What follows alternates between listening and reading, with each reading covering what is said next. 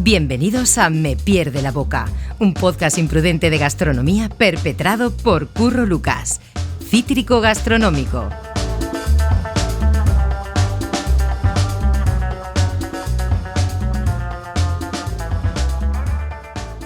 Cada cultura, cada tradición y cada identidad son un producto de la historia, dinámico e inestable, generado por fenómenos complejos de intercambio, de cruces y de contaminaciones. Los modelos y las prácticas alimentarias son el punto de encuentro entre culturas diferentes, fruto de la circulación de hombres, mercancías, técnicas y gustos de una parte a otra del mundo. Es más, las culturas alimenticias y las culturas en general son más ricas e interesantes cuanto más vivaces y frecuentes sean los encuentros e intercambios. Es una cita de La comida como cultura, de Massimo Montanari, escrito en 2004. Hoy nos acompaña alguien que no solo cocina con fuego, también con historia. Javier Zafra es un hombre del Renacimiento, cocinero, investigador, escritor, panadero, fotógrafo, ha trabajado en marketing político y si se lo propusiera seguro que se saca un horóscopo medieval con forma de empanada. Pero no lo hemos invitado por sus múltiples vidas anteriores, sino por las actuales, la de detective culinario del pasado. Javier ha escrito libros que son verdaderas máquinas del tiempo, comestibles, como Sabores de Sefarad, donde rastrea la cocina de los judíos que vivieron en la península antes de la expulsión de 1492, o Cocina mozárabe, un recetario insólito de cristianos que vivieron bajo dominio musulmán. También ha firmado Gastrosimbología, donde se mete de cabeza en lo que comemos y lo que realmente quiere decir lo que comemos. Vive en Úbeda, en Jaén, donde se dedica a investigar recetas olvidadas, cocinar sin cometer anacronismos, que parece fácil pero no lo es, y rescatar sabores que han sobrevivido al exilio, a la Inquisición y al olvido. Javier Zafra, bienvenido a Me Pierde la Boca. Aquí no hay bula papal, que valga, o sea, lo que se dice se queda grabado. ¿Estás preparado? Estoy preparado. Bienvenido. Un placer estar aquí, muchas gracias. Y por invitarme y por invitarme nada más y nada menos que Almería, que es mi segunda casa. Así Sí, que yo te agradezco que te hayas pegado el viaje desde Úbeda, que bueno, quieras que no, es un ratito de coche. Y nada. eso pone de manifiesto la admiración que te tengo, como amistad que tenemos de mucho tiempo, pegarme 500 kilómetros para venir a verte. No está pagado, no está pagado. No, si está pagado que me va a invitar a comer. Eso sí, bueno, pues eso sin duda. Y agradecido, eso tenlo por sentado, que estoy muy agradecido que hayas venido. Te hago la pregunta que le hago a todo el mundo para empezar. ¿A ti te pierde la boca? Sí, me ha perdido y como dice aquel, el que nace lechón muere cochino y si lo quieres llevar al terreno judío, el que nace cabrito muere. Ahí lo dejo. Así que sí, me ha perdido la boca, he perdido trabajo. Con 18 años era sindicalista y eso me perdió el primer trabajo. Con 35 me volví a perder el siguiente trabajo. Por la boca y por las reivindicaciones, porque por la boca muere el pez, como dice mi padre. Así que ahí mueren los trabajos y ese conflicto siempre me ha llevado. Pero bueno, lo llevo bien. Bueno, sí, qué remedio. O sea, que hay que tirar para adelante con lo que uno es. Mejor ser fiel a sí mismo, ¿no? Que Efectivamente. la otra opción. ¿Qué hace un tipo que ha sido panadero, informático, fotógrafo, marquetero político, escribiendo sobre gastronomía sefardí y mozárabe?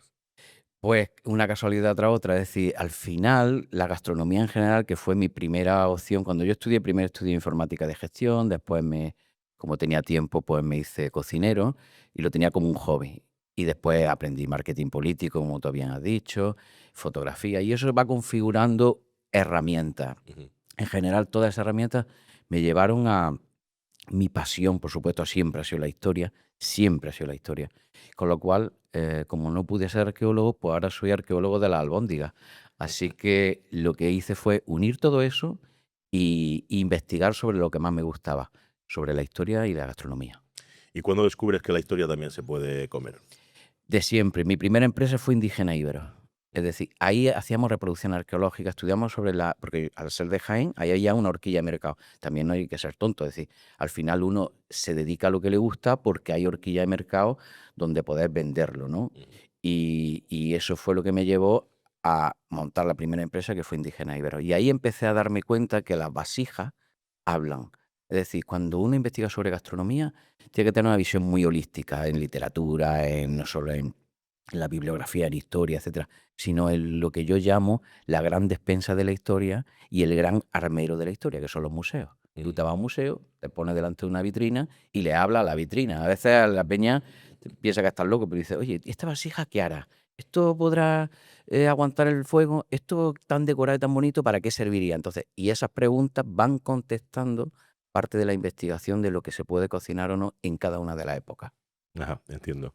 Em, en tus libros insistes mucho en evitar los anacronismos gastronómicos. ¿Qué es exactamente un anacronismo gastronómico y por qué hay tantos? Bueno, empiezo por la primera. El anacronismo gastronómico siempre, en las ponencias, siempre pongo un ejemplo. Es decir, Marco Antonio y Cleopatra pudieron comer chocolate con churros. Pues bueno, chocolate evidentemente no, porque el chocolate viene en el 16 prácticamente, bien entrado, pero churros sí. Y de hecho hay algunos grabados en algunas tumbas donde se ven prácticamente roscas de tallos, como le llamamos en Jaén. Aquí creo que también se llama churro o tallos. Bueno, pues si tú sitúas un elemento, un ingrediente de la historia o sea, un ingrediente en algún momento de la historia donde no lo hubo, eso es un anacronismo. En el caso de Marco Antonio y Cleopatra es evidente que el chocolate no lo tomaron, pero si nos pusiéramos muy divinos cuando investigas, dice, bueno, ¿y la naranja, por ejemplo? Que es una de las grandes tal. Pues, ¿había naranja, ahora que está tan de moda el andaluz y tal? ¿Había naranja en el andaluz? Pues sí la había. Lo que pasa es que, ¿qué tipo de naranja? La naranja amarga. Entonces, esos anacronismos hay bestias, es decir, bestiadas como esta del chocolate que he dicho, y luego hay cositas que, bueno, que se entienden que la gente no las conozca. Por ejemplo, las variedades. ¿Qué variedades de albaricoque había? ¿Qué variedades de dátil había? ¿Qué variedades de melones había? Pues bueno, eso sería también un anacronismo. Situar una calabaza, por ejemplo, de esas que pesa 200 kilos, que es americana, pues situarla en una cocina de al-Ándalus del siglo X, por ejemplo, pues sería un anacronismo. Pero bueno, eso es casi que se podría tolerar, ¿no? Pero por eso mis investigaciones y todos mis libros llevan una cronología que es, como yo digo, un ser vivo. Ahí está en qué momento entra cada uno de los ingredientes que yo tengo testados a lo largo de toda la historia del solar peninsular. Ujú. Oye, ¿y qué criterios usas para saber si una receta de las que vas encontrando en tu investigación es auténtica? ¿Y cuánto hay de reconstrucción creativa? Bueno, Porque tus libros, por los que hemos mencionado, son sobre todo recetarios, ¿no? Dos de ellos, por lo menos, ¿no? El de la cocina sefardí y el de la mozárabe. sí, la cocina el sabor de Sefarat, que es el Ujú, primero que escribí, está hasta, digamos, la cocina hasta 1492, es decir, no hay producto americano. ujú, Y es la cocina de los judíos, judíos españoles, marranos, sefardíes, como queramos llamarlo, tiene muchos nombres. Y era una cocina relativamente difícil porque no hay libros de cocina, no existe nada de cocina judía y entonces había que investigar al respecto. El otro, por ejemplo, que has mencionado, de recetas mozárabes, es mucho más arriesgado. Ahí hay más hipótesis que certeza. ujú, Y esto te lo voy a explicar muy rápido. Hipótesis porque de los mozárabes, que si hiciéramos ahora mismo una encuesta, ¿quiénes son los mozárabes? Ya te digo yo a ti que el 90% de la gente no sabe quiénes son ujú. ni quiénes fueron. De hecho, ni siquiera existieron como tal.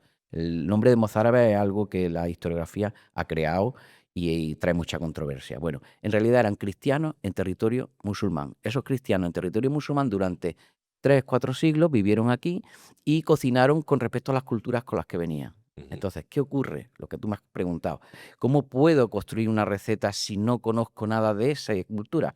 Pues básicamente por las fronteras, de las culturas con las que convivieron. Los mozárabes en realidad eran visigodos ujú. y los visigodos cocinaban como los romanos, como los hispanos-romanos. Con lo cual, de los hispanos-romanos sí Sí, hay sabemos. influencias. Claro, tenemos todas las referencias romanas. Y luego tenemos musulmanes por otro lado, con la frontera en el futuro de estos mozárabes.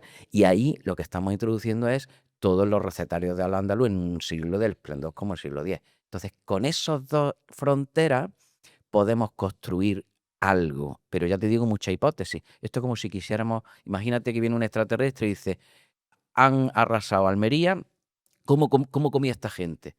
Pues lo que tiene que hacer es, si no sabemos lo que había en Almería porque está arrasado, vamos a ver qué cocinan en Murcia, qué cocinan en Jaén, qué cocinan en Granada, y con esas fronteras y todos los vestigios arqueológicos, etcétera, etcétera, y otras muchas fuentes bibliográficas, puede reconstruir algo, siempre desde el punto de vista de la hipótesis. Claro, y me viene una pregunta, porque no sé si estoy en lo cierto en lo que te voy a decir, pero me da la sensación de que tenemos muchas fuentes de lo que se comía en el Imperio Romano y muy pocas de la Edad Media en general, ¿no? Sí. ¿Por qué? ¿Por qué algo más antiguo sí tenemos fuentes y algo relativamente más cercano en el tiempo tenemos tan poca fuente informativa? Pues básicamente porque las religiones le temían mucho al conocimiento. Las religiones destruyeron prácticamente todos los libros. Por ejemplo, de cultura musulmana quedaron muy pocos. Con respecto a libros judíos, sagrados, porque el libro de cocina como tal no es una disciplina importante, desaparece. Y si ya las religiones terminaron de perseguir los libros y quemarlos en las plazas públicas, si nos quedó algo, llegaron los franceses, que son los que más han expoliado. Aquí me va a perder la boca, Curro. Dale. Pero son los que más han expoliado en la cultura nuestra reciente. Date cuenta que cuando llegan algunos generales como el Sebastiani, un general que lo trae Napoleón expresamente a saquear la cultura, se instala el tipo nada más y nada menos que en la Alhambra. Y ahí le empiezan a llegar todas las bibliotecas, todos los cuadros, porque había generales especializados en cuadros, otros en libros, tal. Y este tal Sebastiani, pues se trae de Turquía, porque había este destino en Turquía, se los trae, los mete en la Alhambra a sus traductores y se calientan, es decir, los soldados se calientan con los libros que no le interesan al Sebastiani este. Luego, claro, se lo llevan todo a Francia y amanece, un día, no sabemos por qué, amanece la cocina francesa con 3 vueltas de hoja. ¿Por qué? Porque al fin y al cabo ellos empiezan a traducir los manuscritos musulmanes que había en la biblioteca del clero. El clero no lo destruye. Esos libros los metieron ahí, se los comían las polillas y los franceses pues se los llevaron. Vaya tela. Oye, y cuando hablamos de cocina tradicional de cualquier provincia de España, ¿cuál es la principal mentira que nos contamos? Lo de la cocina de la abuela, esa es la principal mentira que hay. Es decir, está sobrevalorada la cocina de la abuela y realmente como cocina de la abuela queda muy poca. Es decir, esa es nuestra gran mentira. Luego, la cocina tradicional, ¿qué llamamos tradicional? Es decir, en Al-Ándalus, por ejemplo, en Almería, ¿qué llamaríamos tradicional? ¿La de Carmen de Burgos o la que puede encontrar en los bares ahora, o la del Al-Ándalus o la visigoda? Claro, hasta dónde lleva la línea del tiempo, ¿no? Esa sería Claro. la gran pregunta. Pero bueno, a mí me da la sensación de que cuando veo libros de cocina tradicional de casi cualquier punto de España, me da la sensación de que es lo que se comía después de la Guerra Civil. Sí. Y no hay apenas nada que se rescate de antes, porque suelen ser cocinas de pobreza en general, ¿no? De recursos mínimos. Y es como si hubiera también un discurso político en dignificar la miseria, me da la sensación a veces, ¿no? ¿Por qué no vamos un poquito más allá? ¿O por qué no incluimos nuevos cultivos? ¿O por qué no entendemos, no sé, a mí una cosa que cuando se reivindica, no sé si vas a estar de acuerdo conmigo, cuando se reivindica la cocina tradicional de los sitios, que se reivindica con orgullo, pero sin contexto. Ujú, Me explico. claro. Eh, en Almería todo el mundo come migas cuando llueve, pero nadie sabe por qué Ya. lo hace. Y si es el comentario cada vez que llueve. A veces más, a veces menos. Esta primavera llovió mucho, pero lo normal es que llueva poco. Mm. O una pregunta que he lanzado yo mucho en el Levante de la provincia de Almería. eh, ¿Por qué en el recetario hay tantas propuestas con harina de panizo, con harina de maíz, cuando no se cultiva o no se ha cultivado recientemente? Sí. ¿No? Entonces, es decir, reivindicamos con orgullo lo local, pero Mm. no le damos el valor, no profundizamos. No sé qué piensas de esto. 2 reflexiones al respecto. La primera es, lo que no se conoce no se valora, y lo que no se valora se pierde. Es decir, el ingrediente que hoy están buscando todos los cocineros de alta cocina es la narrativa, Ujú, y la narrativa está en la historia. ujú, Y esa que tú dices, es decir, ¿por qué no se cocinan migas solo cuando llueve aquí en Almería? Es decir, entre otras muchas, por ejemplo. O de donde yo vengo, de Úbeda. En Úbeda se hacen unas jornadas gastronómicas del Renacimiento. Y lo primero que ponen en una mesa del Renacimiento, porque están en Jaén, caen en el presentismo.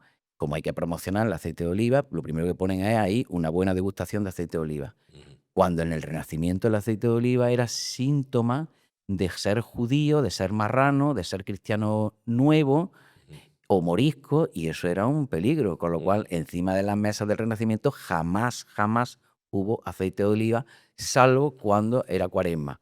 Y ya esas grandes mesas ya ya procuraban perfectamente que ahí hubiera alguna bula papal para que les permitiera comer cerdo o lo que correspondiese. Con lo cual, presentismo es el problema que hay en esta cocina que estamos.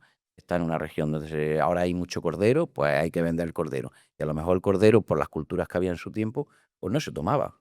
Ujú. O sea, y luego eso, y obviar la historia. Mira, cuando estás en América te das cuenta, los americanos flipan, o sea, cuando la gente dice, bueno, vienen los americanos y les gustan las playas, que no, que lo que más les gusta a los americanos son los castillos.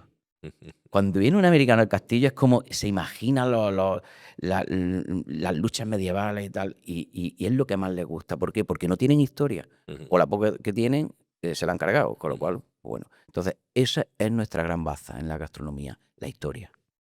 Bien.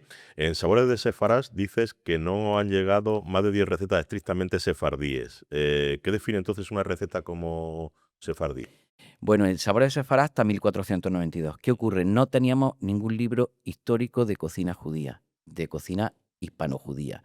Entonces, yo lo que hice fue una búsqueda de todos los recetarios que podía encontrar, básicamente son del 19, mediados del 19. El primer libro de cocina judía lo escribe una inglesa, de cocina sefardí. Lo escribe una inglesa en 1850, Judy Moore. Como casi todos los recetarios, muchos son de ingleses y norteamericanos. Claro. Muchos de los rescates que ha habido históricos. Porque ellos nos llevan un tiempo de adelante. Entonces, cuando vienen los hispanistas, en este caso esta mujer era judía askenazi, que son los judíos del norte de Europa, de una familia adinerada venida menos, y se casa con un sefardí que había escapado en su familia de México, de Nuevo México, es decir, de Nueva España, por la Inquisición. Y bueno, este matrimonio mixto, que es una rareza dentro del mundo de los judíos, eran muy adinerados. Él era alcalde de Londres. Y esta mujer, como tenía dinero, podía viajar por todo el Mediterráneo. Entonces escribió ese libro. Pero fíjate, no tenemos libros, no tenemos absolutamente nada donde apoyar esas recetas. Los recetarios del 19, del 20. Con lo cual, al final te das cuenta que tienes que buscar donde no hay. Y ahí fue donde llegué a las recetas de las actas inquisitoriales, que no son como tal recetas, sino son menciones. En esto siempre yo cuento la anécdota con Gilly, con David Gilly, que es el gran experto en cristojudaísmo. Cristojudaísmo son judíos que se han convertido al cristianismo, pero que en secreto siguen pues bajo la ritualidad y la religión judía. Y la Inquisición lo que hace es buscar a estos cristos judíos, que les denominaban nada más y nada menos que marranos. Marranos viene de marrar, los que se han equivocado. Y ahí en las actas inquisitoriales pues vienen cosas muy, muy interesantes que ahora irán saliendo en la entrevista. Pero empezamos a rescatar la cocina por solo el nombre. O sea, imagínate, tú hablas de filluelas y no sabes ni cómo son. Hablas de hadas finas y no sabes cómo son. Hablas de huevo aminado, o de flaón, o de cocabamba, y tienes que buscar qué es. Entonces, digamos que esto es una investigación por capas, desde la religión, la historia, la antropología, la sociología, bueno, mil cosas. Muy bien, pues precisamente estás hablando de un tema que me interesa mucho. En España, que apenas tenemos en el recetario tradicional 3 o 4 recetas de berenjena. Está la escalivada en Cataluña, la berenjena de Almagro en Castilla-La Mancha, la berenjena frita con miel de caña, y hay otra que se me olvida, que es de Baleares. Ahora no recuerdo el nombre. Son las 4 que hay que permanecen en los recetarios tradicionales, pero sin embargo, la berenjena entró en la península ibérica en el siglo VIII, si no recuerdo mal, Sí. precisamente con la invasión árabe. Y tenemos decenas de recetas con tomate y pimiento, que viene de América en el siglo XV, que tardan incluso además un poco en adoptarse como tal. De hecho, hice un repaso a raíz de un libro que recopilaba las mejores recetas de la cocina española. En el más del 50% se utilizaba el tomate o el pimiento, o ambas, y la berenjena solo estaba eso, pues en un 2% o menos. Si la berenjena llegó tantos siglos antes, Mm. entiendo que estaba integrada en los recetarios, pero de repente en algún momento desaparece. ¿Qué es lo que pasó ahí? Bueno, en realidad no estaban los recetarios, porque no No, existen no había recetarios, recetarios. estaban Estaba en las en cocinas. las cocinas, pero claro, esta es la historia de lo cotidiano. Ujú. Primero, ¿qué tipo de berenjena? Aquí los anacronismos, es decir, no son todas las berenjenas que conocemos hoy las que debió haber en su época. Debían de ser berenjenas muy amargas, parecidas a la mandrágora, que es una planta que tiene una vinculación con la hechicería. Luego, por ejemplo, en la literatura la lozana andaluza habla de hacer berenjenas moji, no sé qué tal, una serie de recetas, y sabemos que se cocinaba. Pero lo curioso es que las berenjenas se asocian a los judíos y a los moriscos, fundamentalmente, no a los cristianos. Todo esto, mi teoría es que en algún momento algún clérigo hizo lo mismo que pasó con el cilantro. El cilantro, algún clérigo dijo que el cilantro es hierba de judío y directamente desapareció todas las huertas, porque eso quería decir que era judío o que era un Cristo judía, es decir, estaba judaizando, Sí, que es el término. la huerta te delataba, tu La- huerta te delataba. Ahí está, lo que comes te delata. Tenía que tener colgado una pata de cerdo aunque no lo comiera, todas estas cosas. Bueno, que hay más de mito que realidad. ¿Qué ocurre con las berenjenas? Y aquí centro el tiro. En la berenjena hay una distorsión histórica. Hay una copla que se llama la copla de las merengenas, que es preciosa, y esa copla viene del siglo XVIII, XIX, de los expulsados, de los judíos que se van en 1492, tienen que salir precisamente de los puertos. El último puerto donde salen es de aquí de Almería. Bueno, y estos expulsados se llevan parte de su cultura, de la lengua, por supuesto, el ladino, es decir, el castellano antiguo, y hacen una copla que es burlesca, y lo que hace es relatar 35, me parece que son las recetas, de una forma con rima, va relatando, pues si fulanico de copas toma 2 más, que son una berenjena rellena, pues rima, ¿no? Es decir, unas rimas de esto. Y eso es la retahíla que las mujeres van cantando, y a la misma vez también van recordando, pues, bueno, pues a personas que ya no están con ellas, por esos nombres. Hay también chufla, es decir, hay también guasa, porque los judíos sefardíes, la gente ve a los judíos muy, así como muy seriotes y tal, ¿no? Pero los judíos sefardíes son otra cosa, esos son como andaluces totales. Y esa guasa también se lleva ahí. Y por eso hay una distorsión. Como nos llega la copla de la berenjena, se piensa que los judíos tomaban mucha berenjena. Bien, es cierto que las mujeres judías, y yo que hablo con muchas mujeres mayores, me dicen: ¿usted cuántas formas tiene de cocinar la berenjena? Y de ahí viene uno de nuestros proyectos, el tuyo y mío, del Y el berenjenal. berenjenal al que nos hemos metido. Es mejor de momento no tocarlo. Pues en ese berenjenal me dicen las mujeres judías: ¿pero cuántas formas sabes de cocinar la berenjena tú? Digo: mira, yo tengo unas 35, 40.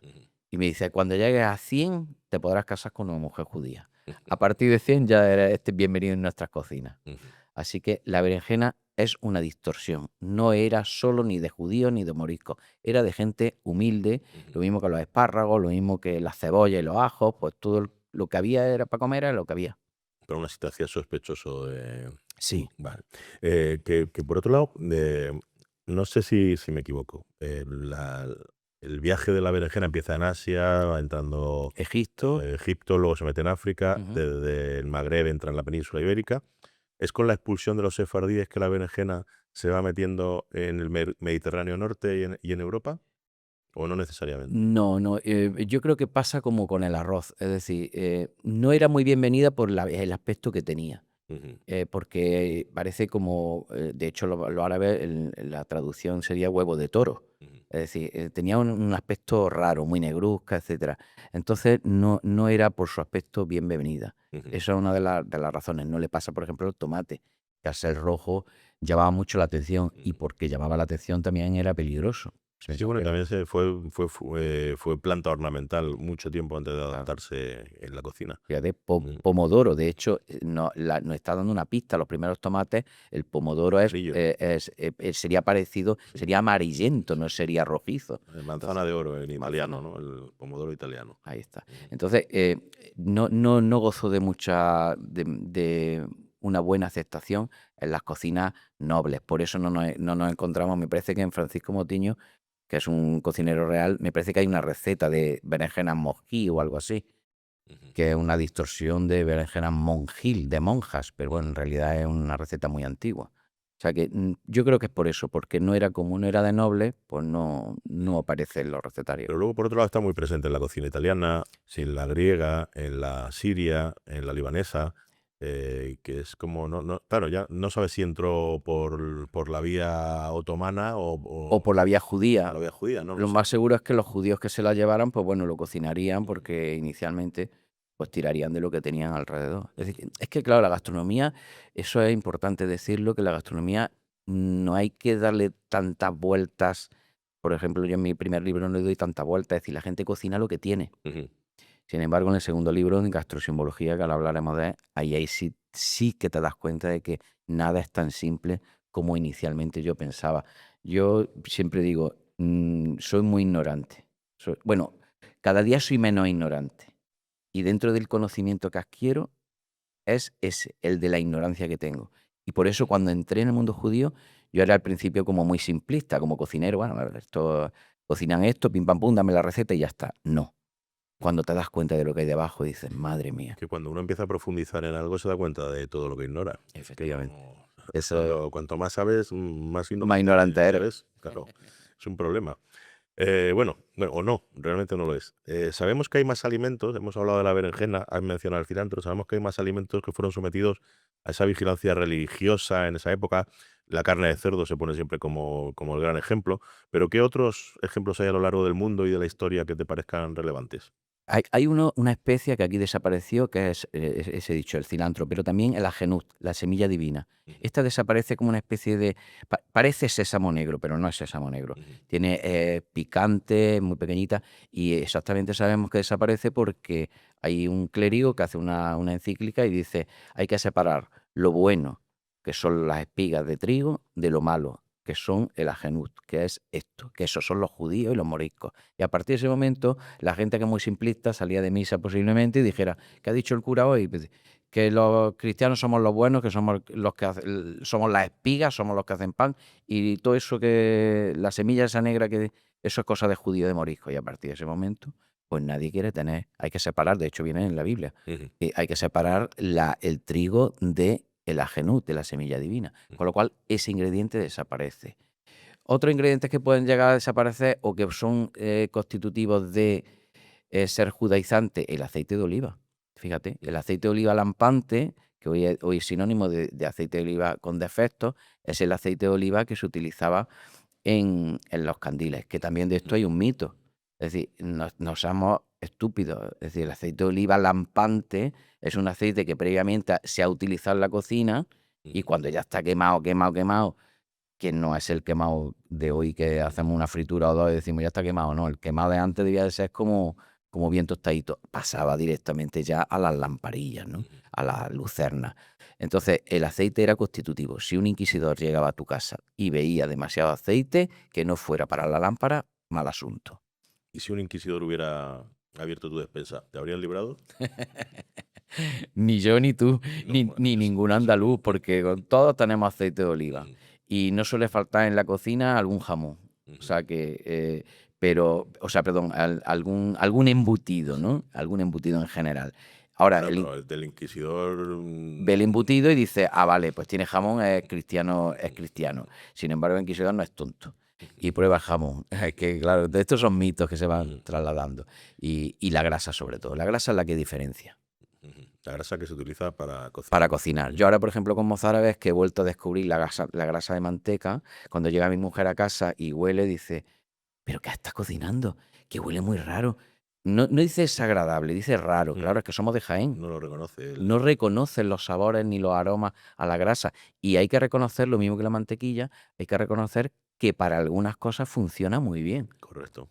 O sea que, claro, es que los de Jaén somos, y en general los andaluces somos muy talibanes del aceite de oliva, pero cada cosa para lo suyo. La grasa de cerdo y la mantequilla, es verdad que aportan a veces sabores a ciertas recetas que no se puede competir. Ojo, al final yo voy a gastar más dinero en aceite de oliva que en mantequilla o que en grasa de cerdo, pero me interesa siempre tener un poquito en casa. Claro, y a veces conservar, por ejemplo, el famoso lomo de orza, o sea, Ujú, la grasa de cerdo tiene una peculiaridad que enrancia a una rapidez y también le da unos aromas. Es decir, ujú, hoy día hablar de que algo está rancio es como que algo que está malo, ujú. pero antes es que hay que reconocer que lo rancio aportaba. O Era sea, un si tú sabor haces... más.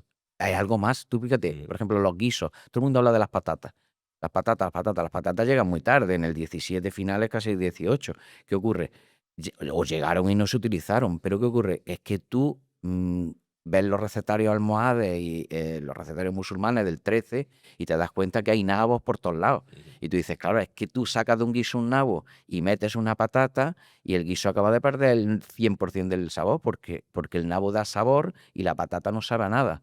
Entonces, esos guisos fueron despojando de algunos ingredientes y perdiendo sabores. Y el rancio es uno de los sabores que nosotros hemos perdido. Los musulmanes todavía tienen una mantequilla rancia, semen que se llama, y es que es exquisita. Y bueno, y si vas por la parte de la Siberia, exactamente igual. Es decir, las mantequillas rancias son parte de la gastronomía. Es que hemos infantilizado mucho el paladar Sí. y aquellos sabores que cuestan más, eso, pues, los sabores de Francia, los amargos, Mm, lo hemos expulsado porque no nos gustan. Cuando tienen una complejidad y un aporte también a ciertas recetas o bebidas sí. que es maravilloso. En fin, no sé si has probado alguna vez el Fernet. ¿Qué es Fernet? Fernet, bueno, uno de tantos licores de aperitivo italiano, como el Cynar y como todos estos de hierbas que son amargos. Ajá. ¿No? El Fernet, por ejemplo, caló muy bien en Argentina, ¿no? Por esto que decimos de los viajes, las fronteras y de la identidad, y es muy conocido porque en Argentina se lo toman con cola, que eso jamás pasaría en Italia, me imagino. Y entonces en Italia conservan ese gusto que viene de lejos, viene de la época de Roma, por lo amargo, que lo hemos ido perdiendo en otros lugares, y en Argentina de alguna manera lo llevaron los italianos, ¿verdad? Que lo mezclan con la Coca-Cola, que es hiperdulce, Ajá. y es una mezcla extraña, pero si alguna vez estás con argentino, sírvete uno. Sí, sí. Hay una cosa, fíjate, ahora que dices el amargo, por ejemplo, los judíos tienen una de las grandes mesas rituales es de Pesa, es decir, Pesa es una ciudad, es una festividad que es, digamos, la Pascua, y ahí se toman diferentes ingredientes en un plato que se llama Keará, y en esos ingredientes va mucha de la simbología. Y precisamente la hierba amarga, Ujú. lo que simbolizan en esa cena, en ese de Pesaj, es la amargura, es decir, el recuerdo. Los judíos que son muy simbólicos a la hora de comer y sobre todo en estas festas tan señaladas, y en cada uno de esos ingredientes hay una parte. Bueno, pues la amargura, el recordar que cuando salen de Egipto tienen que comer lo que hay en el desierto, imagínate. Entonces, eso se lleva a la mesa y la amargura es uno de los sabores que está permanentemente en las comidas judías. Ujú. Y el dulce. Pues mira, me viene bien para la siguiente pregunta. ¿Qué papel juega la cocina en la identidad y la resistencia cultural? Bueno, ese es, lo has dicho, es una resistencia, la resiliencia esa, ¿no? Es decir, de reinventarse ante las adversidades. La cocina se convierte, en las religiones, se convierte en un sello de identidad. Es decir, hay que diferenciarse. Los judíos no son exclusivos, ellos lo copian de los babilonios. Cuando llegan a Egipto dicen, bueno, pues ¿estos qué hacen? ¿Que veneran al carnero? Pues yo me lo como. Así de simple, ¿no? O esta gente ¿qué hace? Entonces, al final esas señas de identidad se van configurando como rasgos exclusivos de cada uno de los credos. Por ejemplo, los judíos no comen cerdo, los musulmanes tampoco. O sea, hay una exclusividad. Los judíos no comen, por ejemplo, conejo y los musulmanes sí. Pues mira, ya se están diferenciando.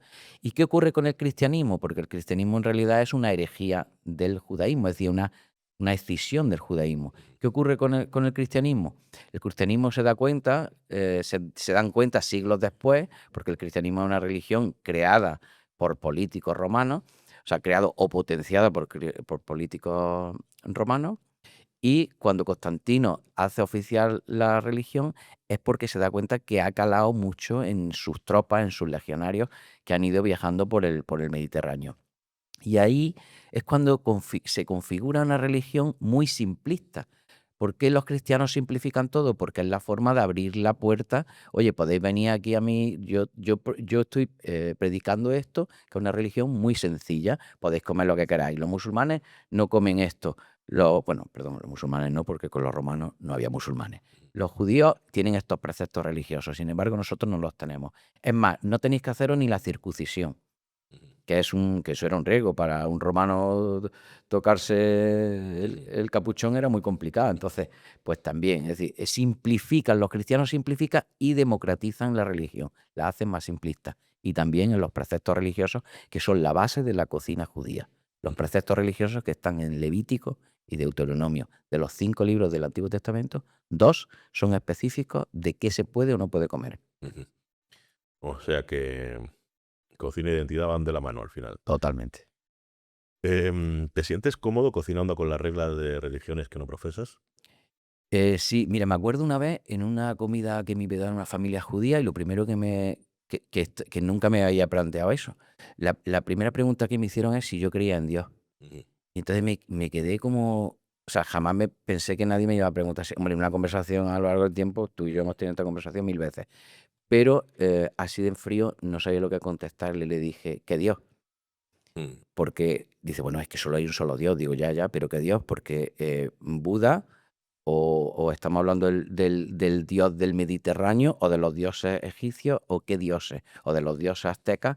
Entonces, al final, cuando uno investiga, yo tengo mucha suerte porque mi padre, como buen rojo, pues nos dejó laissez-faire, nos dejó vivir la vida sin religión. Y yo después he ido investigando sobre todas las religiones. Entonces, eso me ha dejado la mente libre para no tener ningún prejuicio. Allá hablaba con el que me instalaba el aire acondicionado, que era musulmán, y le preguntaba cosas que yo no sabía y que no sabía, no encontraba respuesta, ¿no? Y le decía, oye, ¿y vosotros? Le preguntaba cosas y él no me contaba lo que yo le estaba preguntando. Él lo que me contaba era un adoctrinamiento de lo que, como estaba haciendo apostolado conmigo. Digo, no, si yo, tu religión me parece interesantísima, pero de esto y de esto concreto. Entonces, al final, cuando tienes la mente muy abierta, puedes investigar de cualquier religión, porque las religiones, todas, absolutamente todas, condicionan lo que comen los pueblos que las profesan.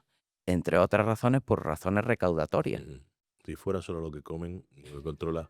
Bueno, efectivamente. Pero fíjate, el hecho de que haya unas leyes del Carrú que tienen que pasar antes por un sojet, es decir, por alguien que supervisa cómo se matan o no, o si es halal o si es kosher, que lo vemos hoy día, está muy de moda, muy en los medios, ¿no? Bueno, pues eso en realidad es una forma recaudatoria de la élite religiosa para que lo que come el pueblo pase por sus manos. Y como dice aquel, que parte y reparte tiene la mejor parte. Es decir, tú vas a matar un cordero, yo lo degüello, lo desangro, te digo que está muy bien, y de camino, pues el solomillo se queda en la ofrenda del templo. O sea que, pero eso ha pasado siempre. No, sí, sí, sí, claro, eso es así, porque además los rituales de matar un animal para la tribu viene de mucho más antiguo Mm, y efectivamente siempre como una ofrenda a un dios. Claro.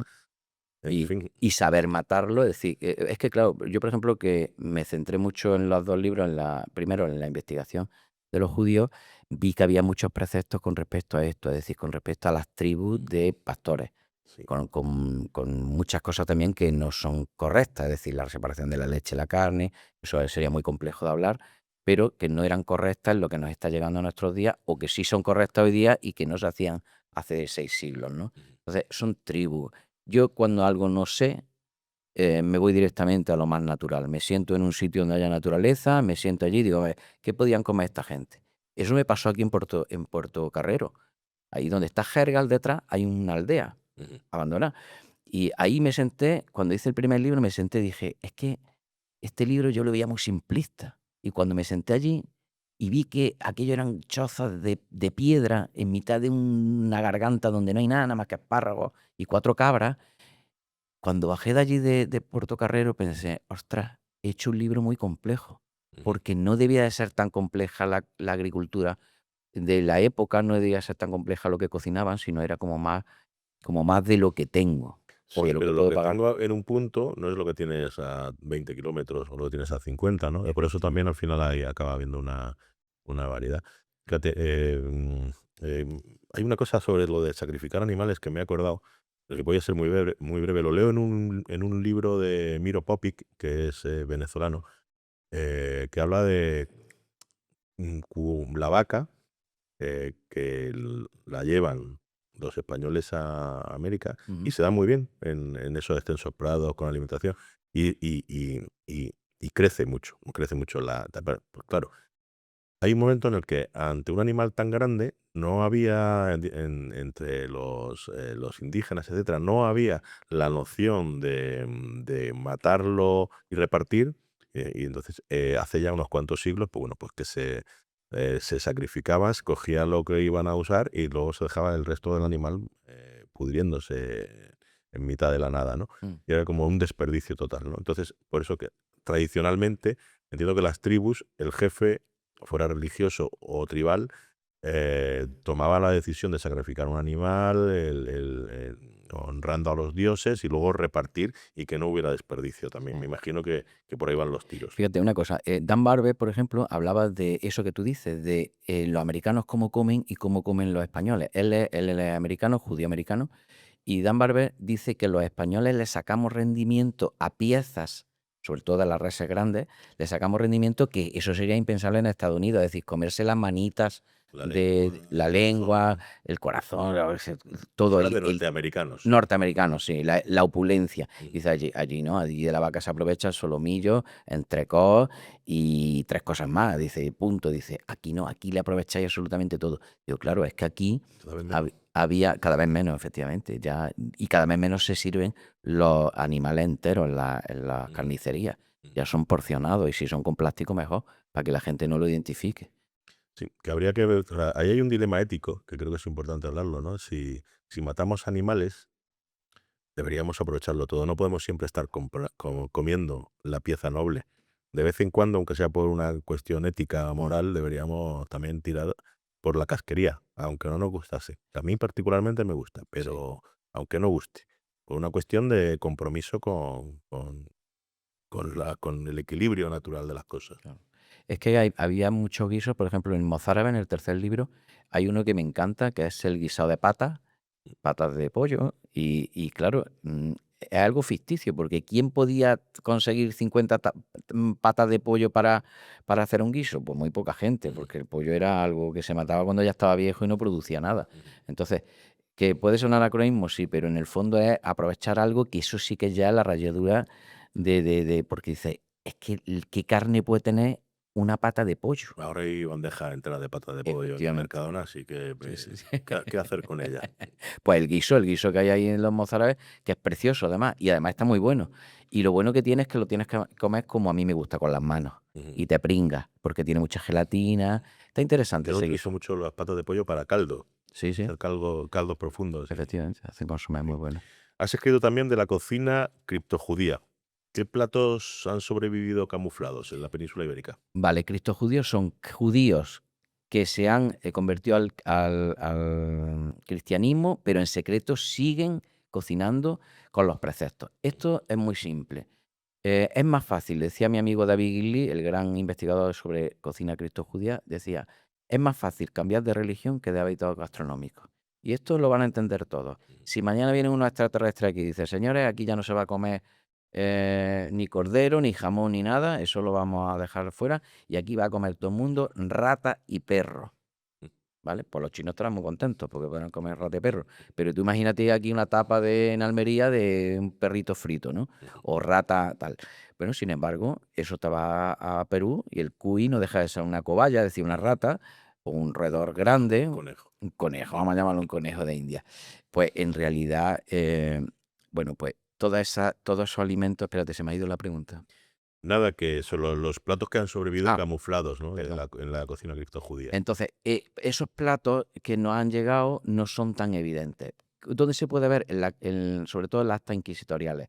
Y curiosamente, este viaje que nosotros planificamos, tú y yo, por las islas del Mediterráneo para rescatar esa comida que se ha quedado allí fósil en esa isla, que es un viaje que tenemos pendiente, bueno, pues en las Baleares encontramos actas inquisitoriales de 1611, nada más y nada menos, de una señora que se llama Ana Cortés, y cada vez que salía este acta inquisitorial, yo leía esta señora y eso era una mina, porque ahí daba un montón de información. Y entre otras hablaba, por ejemplo, de la cucabamba. La cucabamba es la ensaimada menorquina, no Ujú. la mallorquina, sino la menorquina. Y ahí tiene la cucabamba, es algo que sabemos por las actas inquisitoriales que lo comían los judíos.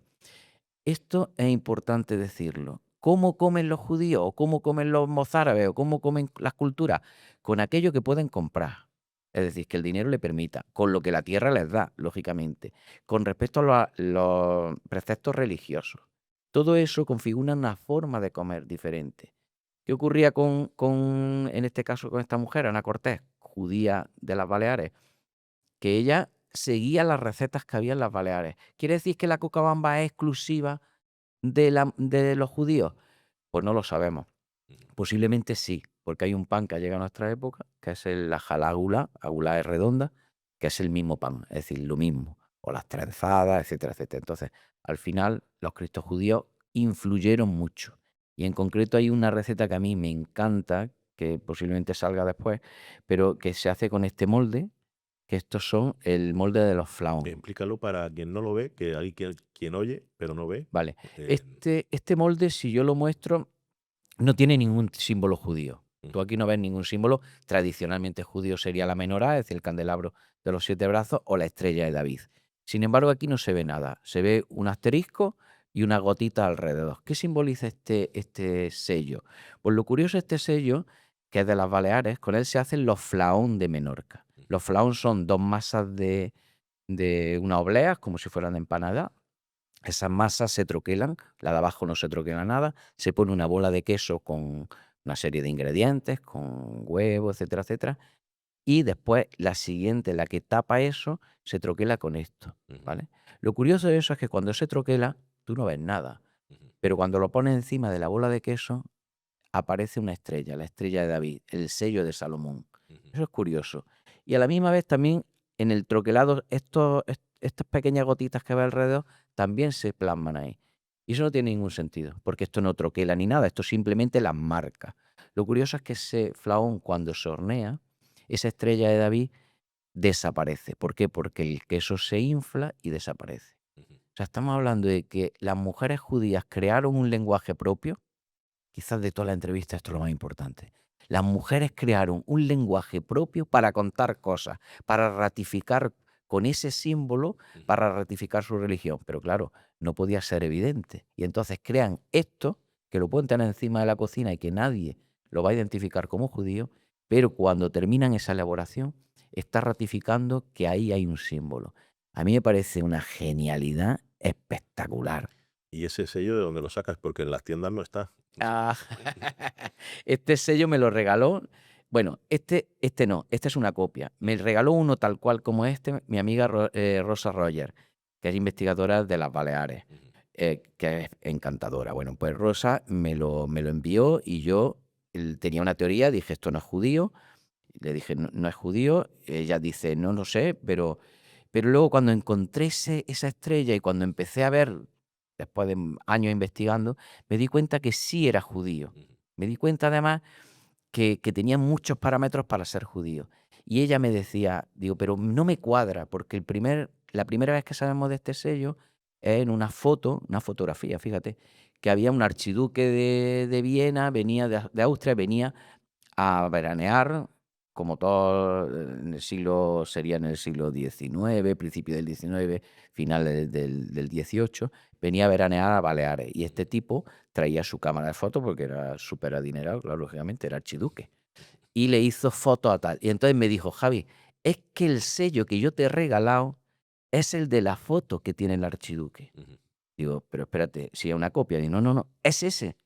Fíjate bien. Y es verdad, es el mismo sello. Digo, entonces, dice, es que el archiduque vino, fotografió lo que tenía la cocinera, que yo llegué a conocer a su hija, a su nieta, lo que tenía la cocinera en la cocina. Y el archiduque entró y fotografió eso. El flaum es que es un dulce, bueno, es un... Entre toda su nieta, entonces estamos hablando de final del 19, principio del 20. Sí, Vale. exactamente. Entonces, esa es la primera vez que tenemos una fotografía de este sello. Y es muy curioso, después esto Y eso lo va has enlazado. encargado tú. Y ese que tienes ahí lo has encargado para que te lo hagan, entiendo. Entonces hice una copia, busqué el último jalatero que hay en España, está por la zona de Toledo. Ya no hay ni más. Ya el hombre se jubiló y me hizo el favor de hacerme esta maravilla. Y me reprodujo tal cual. O sea que hay en el mundo ahora mismo, habrá los que tengan en Baleares, que hasta hace poco se ha vendido en las ferreterías, pero ya no se vende. Pues Y nadie conoce el uso, a lo mejor. nadie conoce el uso, no, nadie conoce el símbolo que hay dentro. El uso sí porque el que tiene en su familia lo reproduce. Vale. El flaón de Menorca se llama. Es maravilloso. Muy bien, muy bien. Vamos a pasar ahora a los mozárabes. En el libro de cocina mozárabe, que has publicado hace muy poquito, hace un par de meses, haces una reivindicación de las mujeres como las verdaderas transmisoras de saberes. También lo comentas en Sabores de Sefarad, pero ¿qué te hizo poner el foco en ellas, en este caso? Bueno, la cocina es el territorio de las mujeres. Es decir, hay una frase políticamente incorrecta que es, su reino está en su casa, su feudo está en la cocina y sus secretos están en la dulcería. Esto que hoy, ya te digo que está rozado lo políticamente incorrecto, ha sido la tónica general de las mujeres desde las cavernas. Es decir, la decoración, las pinturas rupestres de las cavernas se sabe por las manos que debían de ser mujeres las que la hicieron. Y esto ya está, ya hay estudios serios, que la cerámica la hacían las mujeres. Es decir, todo desde los utensilios o, en este caso, la magia simpática que va ligada a un concepto arqueológico a las pinturas rupestres, bueno, pues todo eso está ligado a las mujeres. El hombre se ha dedicado siempre a cazar, Mm. a recolectar desde fuera, que es donde estaba el peligro, y a traer la comida a las crías, a las cuevas. Y eso ha pasado siempre. Y en el medievo pasaba exactamente igual. Las mujeres medievales tenían una triste vida, que era la de vivir prácticamente en las juderías, en los barrios. El concepto de judería o de guetos, que hoy se tiene muy negativo, antes era fundamental. Es decir, ¿por qué? Porque ahí están protegidos. Es decir, los judíos están todos juntos, los mozárabes están todos juntos, los musulmanes están todos juntos. Y dependiendo de si estar en un nivel o en otro, pues tienes una casa mejor o peor, pero siempre básicamente en tu propio sitio. Así que ya se me olvidó lo que me estabas preguntando. El papel de las mujeres. Vale, las mujeres, vuelvo a eso. ¿Por qué lo has subrayado tanto en el caso de este libro? Porque son las que han guardado las recetas orales, las que han hecho las coplillas, las que han recopilado absolutamente toda la información, las que han sido curanderas, las que saben las hierbas, las que conocen el huerto, porque el huerto es una cosa también de mujeres. El huerto, el concepto de vergel, lo que hay detrás de las casas, que son los huertos más dentro de la cercanía de la casa donde están más protegidas, en esos huertos ellas son las que cocinan. Cocinan sus aromáticas, cocinan sus verduras, etcétera, etcétera. Y tienen un corral también, ¿no? Esto ha pasado hasta hace 2 días. Bueno, pues todo eso es de las mujeres. Y todo, ellas han ido conservando eso, pero es que esto es lo curioso. Esta es la historia de lo cotidiano. Esto es fundamental. Saber que lo que nos ha llegado es la ínfima parte de lo que pudo haber. ¿Por qué? Porque lo que nos ha llegado hoy día, por ejemplo, de almohades, sabemos que hay un manuscrito del siglo XIII, un par de libros y punto. 800 recetas. Que ya me hubiera dado yo en un canto de unos dientes si hubiera encontrado 800 recetas judías ahí todas puestas, ¿no? Pero sin embargo, eso es una ínfima parte. Yo cuando hablo en las charlas que doy en las escuelas de hostelería, que es mi vocación frustrada, ¿no? Haber sido profesor de escuela de hostelería, ahora ya soy profesor de muchas escuelas de hostelería, no de una, de muchas, porque voy por muchas. Ahí yo les digo a los chavales, es que algunos cocineros hoy día piensan que han inventado la rueda, pero es que simplemente hay que tirar de esos manuscritos, que son quizás los más antiguos que tenemos, para darse cuenta de la complejidad. Bueno, pues esos manuscritos, aunque fueron escritos posiblemente por algún hombre dentro de la corte real, daba toda la información de las mujeres que habían ido cocinando a lo largo de siglos, siglos, siglos. Entonces, se detecta lo que es venenoso y lo que no, lo que está más rico y se puede conservar, sobre todo dentro de la cocina de la conservación, es la fase fundamental. No solo lo que cocinas, porque hoy está todo fresco ahí, pero si tú vienes temporada de espárragos o de higuera, a mí me gusta mucho poner ese ejemplo. Si tú tienes una higuera y viene la temporada de higos o de breva, bueno, si tienes suerte y es brevera, también puedes tomar higo y breva en 2 épocas diferentes. Pero si tú no sabes conservarlos, tú comes higos 15 días. Entonces hay que saber conservarlo. Pues eso pasa con los limones, con los embutidos, con todo absolutamente, con todas las verduras. Ellas saben cómo tienen que conservarlas. Y esto es una de las tareas de las mujeres. En la cocina, la principal tarea es enseñar a su hija. Esa es su principal tarea. Y que no se muera la familia de hambre. Y eso, para eso hay que tener una buena despensa, saber conservar los ingredientes. Y después, en el caso de judíos y de otras religiones monoteístas, me gustan las tres, es decir, cristianos, musulmanes y judíos tienen esos mismos preceptos, enseñar a su hijo y a su hija hijos e hijas, enseñar pues, los preceptos de la religión. Ellas son el germen de todo. Por eso las sociedades siempre han sido matriarcales, queramos o no queramos. Todas las sociedades son matriarcales, porque son las que mandan. Eso es una afirmación ¿Te la rotunda. estás jugando? Sí, me la estoy jugando. Pero todas las sociedades son matriarcales. Es decir, el germen es matriarcal. La enseñanza, la comida, el huerto, todo es matriarcal. ¿Qué pasa? Que el que tiene la espada tiene el poder. Al final, el que parece que manda es el marido. Pero ya te lo digo yo, actor que me esté oyendo, todo varón que me esté oyendo, el que manda en su casa es su mujer. Y lo saben. Y lo En fin. Oye, ¿qué le dirías al que piensa que la cocina cristiana medieval eran solo gachas y grasas de cerdo? Pues que está cayendo en los tópicos, los topicazos. Todas las cocinas que no conocemos, pues como no las conocemos, pues tienen que ser pobres. Es decir, al final las cocinas, cuando no las conoces es porque no han sido interesantes, es decir, porque no ha habido libros, porque no ha habido cocineros importantes que lo hayan puesto de manifiesto, ¿no? Entonces, como no la conoces, pues tú piensas, es marginalidad. En el caso de los mozárabes, que son cristianos en una marginalidad evidente, es decir, marginal porque son muy pocos en territorio musulmán, pero se les permite, fíjate, esto es una curiosidad, que tiene que ver también con los judíos, son dimíes. Los dimíes son protegidos, son pueblos del libro. Es decir, tanto cristianos, es que el cristianismo en esa época donde estamos hablando de mozárabes, el cristianismo, estaríamos hablando del siglo 8, 9 y 10. Eso serían los siglos importantes de los mozárabes aquí en Al-Ándalus. Bueno, pues en ese mismo instante también se permitía, los musulmanes permitían también que hubiera judíos en su territorio. Y los dos tienen el mismo tratamiento, porque para los musulmanes no hay diferencia entre cristianos y judíos. ¿Por qué? Porque son los pueblos del libro, les llaman, dimíes. Son los mismos pueblos que leen del Antiguo Testamento, de los 5 libros del Pentateuco. Y de ahí nace todo. De hecho, hay una curiosidad, en Elche, donde apareció la Dama de Elche, hay un templo. Justo donde apareció la Dama de Elche, ahí está. Hay un templo y ese templo se dató inicialmente como una sinagoga del siglo, creo que es del siglo VI, quinto, sexto. No recuerdo, pero quinto, sexto más o menos. Bueno, y en esa sinagoga rápidamente le cambian el nombre. Al poco tiempo viene un alemán, un arqueólogo alemán, y dice, no, esto no es una sinagoga. Esto es un templo paleocristiano. Vale, y yo pensé que era una distorsión. Dije, bueno, pues como alemán y vino precisamente en la época ya de antisemitismo, a hacer las excavaciones, pues yo pensé, digo, esto es un rollo antisemita y para que no sea una sinagoga, pues has dicho esto.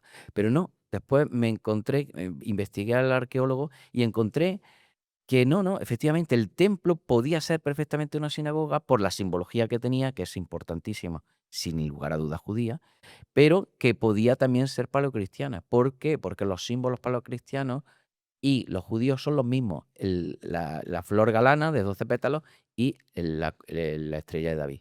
Es decir, son durante mucho tiempo símbolos comunes, pueblos hermanos y pueblos que entre ellos se llevaban muy bien. Al final, las tres religiones monoteístas que están tan presentes hoy día nacen en un radio de kilómetros muy cercano. No se van expandiendo, pero Y leen de las está ahí.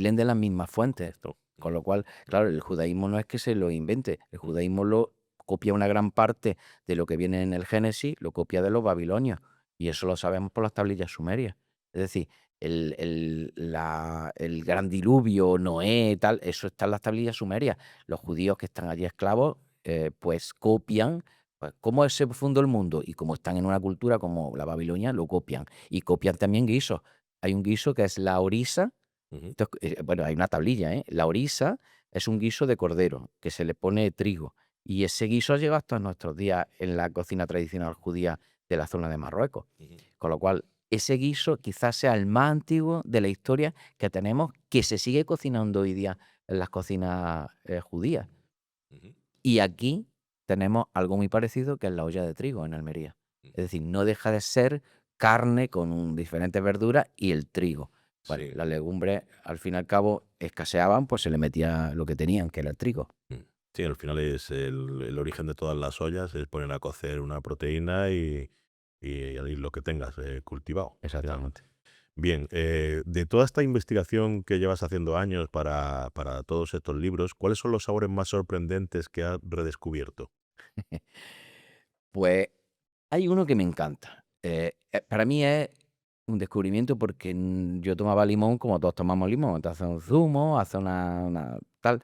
Pero cuando yo descubrí cómo se conservaba el limón en sal, Limón en salmuera está buenísimo. eso es una pasada. O sea, el limón en salmuera realmente lo que se produce son unas microfermentaciones espectaculares. ¿Qué ocurre? Que los judíos tienen una variante con respecto a esos limones que vemos que podemos comprar hoy día en las tiendas de los árabes, ¿no? Musulmanes.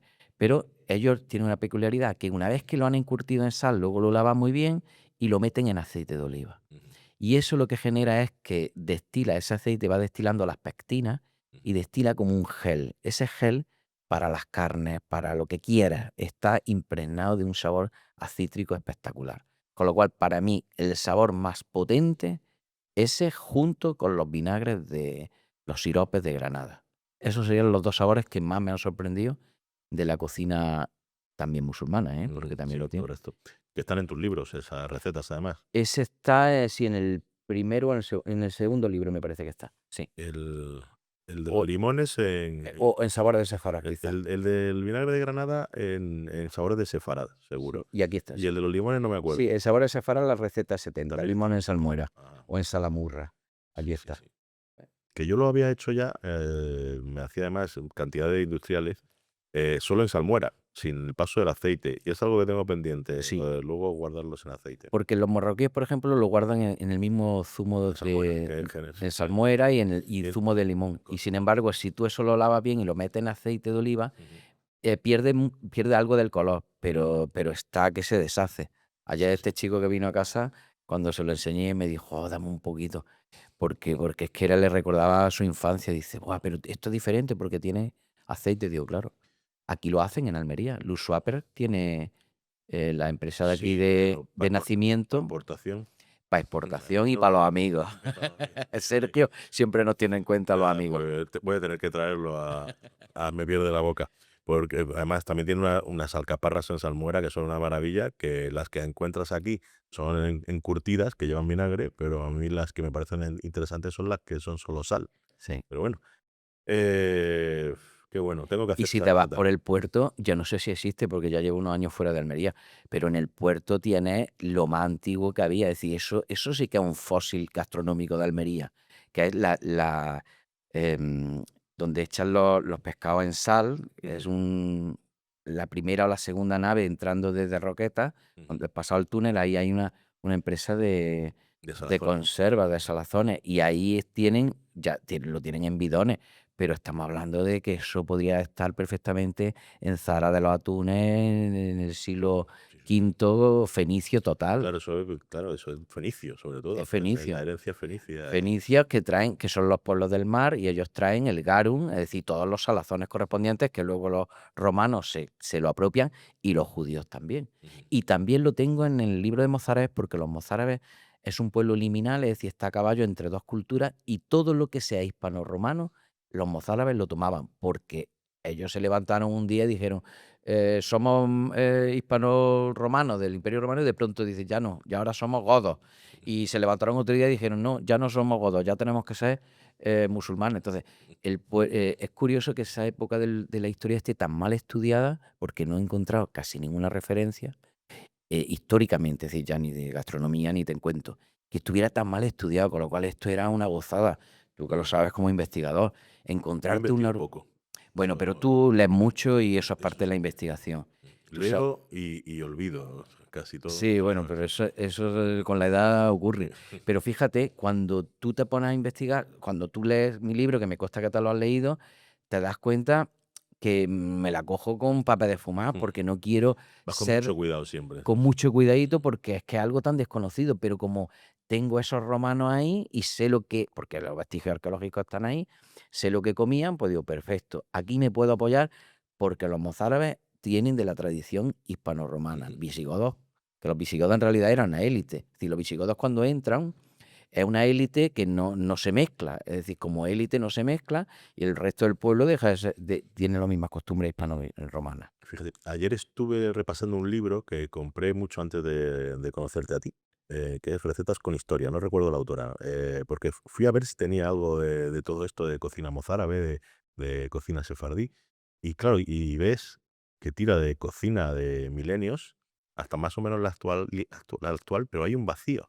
Hay un vacío. Eh, Es precisamente este. las cosas que tú investigas, ¿no? Incluso Y sefardí hay sefardí poco. también, sí. Entonces, es muy curioso, ¿no? Porque cuando compré ese libro, lo miré, hice algunas recetas, lo tenía olvidado en la estantería, lo reconozco, pero no fui consciente de repente ahí, pum, el vacío que hay en la Edad Media, ¿no? De, Es una horquilla de mercado, mm, Curro. En esto, yo sé que muchas veces me preguntan muchos periodistas y tú me las preguntas muchas veces, ¿por qué te dedicaste a esta? mm, Hombre, yo miré todo lo que había porque como mi pasión es la historia y conocía más o menos lo que había, y la cocina ya lo entronca todo porque yo estudié en la escuela de hostelería, es decir, yo no soy un impostor. Yo estudié en mi escuela de hostelería en Jaén y cociné en Jaén con mantequilla. En la escuela de hostelería no había por aquel entonces aceite de oliva. Pero como horquilla de mercado, como emprendedor también, tú ves lo que hay en el panorama y dices, bueno, ¿yo puedo hacer un libro de cocina molecular? Sí, pero para eso está Ferradria y todos los que están allí con él, colaborando. Vamos a dejarlo ahí. Bueno, pues toda esta gente escribe eso, pues vamos a ver de lo que no hay escrito, de esto. Y esto era el reto, es decir, esto es irte al trapecio sin red, porque en realidad meterse un tipo que no es judío, meterse en cultura judía requiere 7 años de esfuerzo.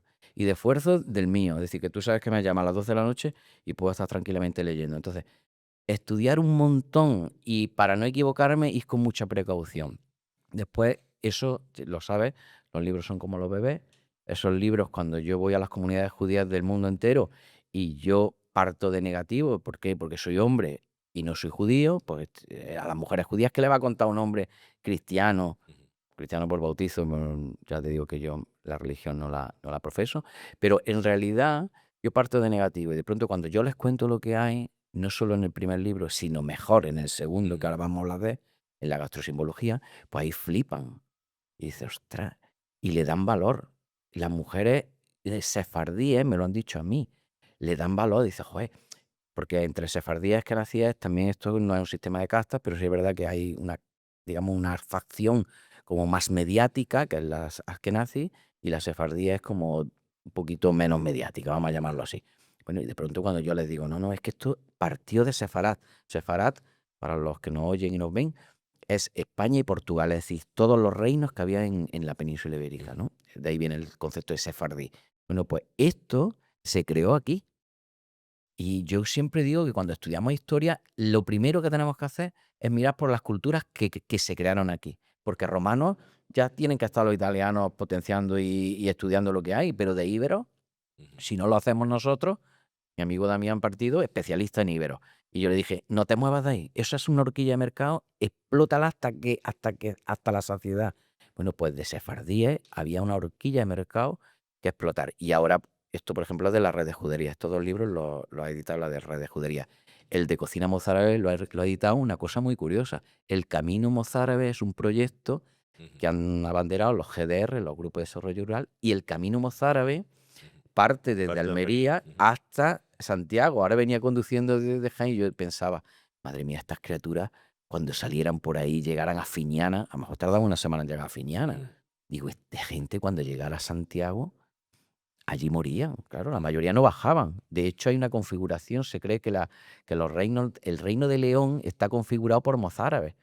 Llegan allí, van a su peregrinación y de pronto dicen, "Ay, pues yo ya no vuelvo, yo ya me quedo aquí, porque aquí estoy en un territorio quizás menos próspero, pero también, digamos, más amable para su religión, ¿no? Porque está entre ellos, ¿no? Que las grandes peregrinaciones, Santiago, por supuesto, pero sobre todo Roma, siempre han sido un negociazo para la Iglesia. Claro, las El peregrinaciones camino. consolidan territorio Ujú, y consolidan, en la cornisa cantábrica se consolida que, bueno, a los musulmanes no les interesó, es decir, no estaban allí porque no les interesó, ujú, porque era un clima muy hostil para lo que viene. Mira, dice un arquitecto, fíjate, hemos tocado historia, libros, arquitectos, ¿no? Bueno, pues dice un arquitecto, hablando se llama Enrique Nuere, es un experto en artesonados mudéjares, Ujú. ¿vale?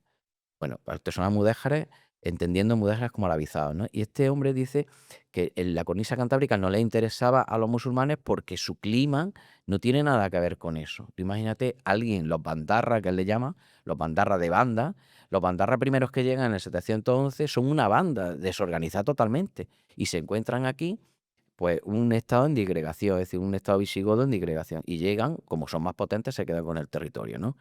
Y como tienen de dentro eh, algunas minorías perseguidas, como son los judíos, o perseguidas sí, perseguidas, porque hay algunas persecuciones visigodas con respecto a los judíos le ayudan.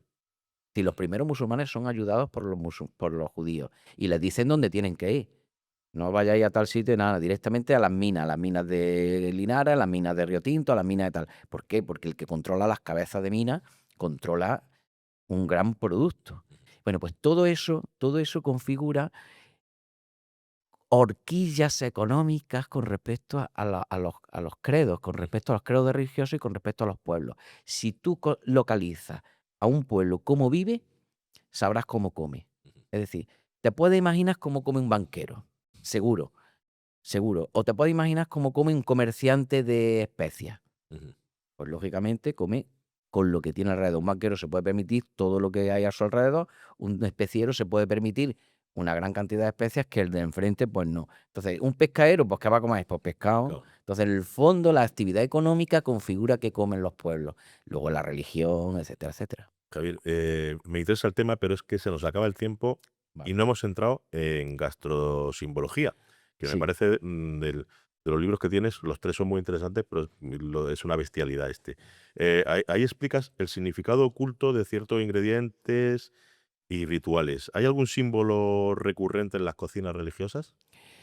En la religiosa judía, sí. La religiosa judía, su principal símbolo, si identificamos a los judíos, es la menorá, es decir, es el candelabro de los 7 brazos. Con eso hay sellos Ujú. que se llaman los panes ácimos, los panes que lo fermentan. Y luego el gran símbolo para mí es la flor galana. La flor galana es el gran símbolo que identifica, este es el flaón que hemos visto antes, Sí. y estos son los flaón, antes y después de hornear, ¿vale? Pues bueno, pues la flor galana, que está en los martillos, etcétera, etcétera, la flor galana, lo curioso de esta es que tiene varios símbolos, uno detrás de otro encadenados. Y yo para mí que ese es uno de los símbolos más importantes y más desconocidos dentro del mundo judío. Si la encuentro, aquí. La flor galana es esto que luego encontramos en la cerámica de Granada, Ujú.